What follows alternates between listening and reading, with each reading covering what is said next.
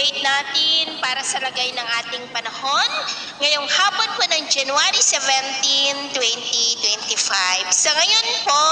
ay patuloy pa rin na malakas ang bugso ng hanging amihan na patuloy pa rin na nakakaapekto dito sa Luzon, lalo na sa silangang bahagi, habang shear line ang patuloy naman na nakakaapekto sa Visayas at Easterlies pa rin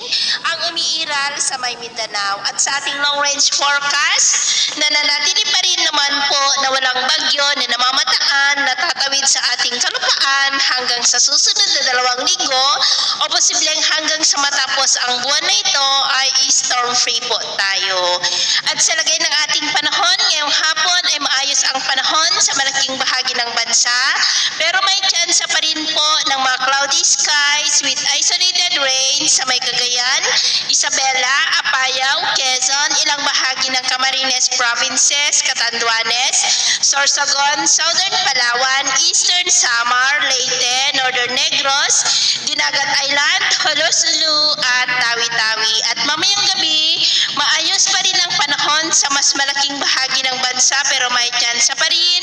ng mga isolated rains dito pa rin sa may Cagayan, Apayao, Isabela, Infanta,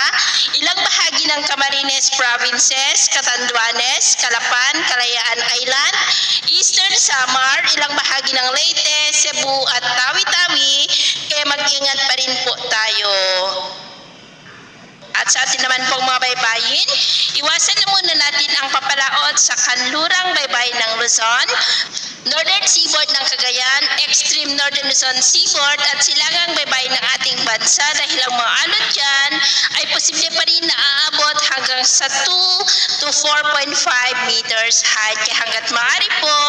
ay iwasan na muna natin ang papalaot dyan sa mga may kulay pula para mas makaiwas sa mga sakunang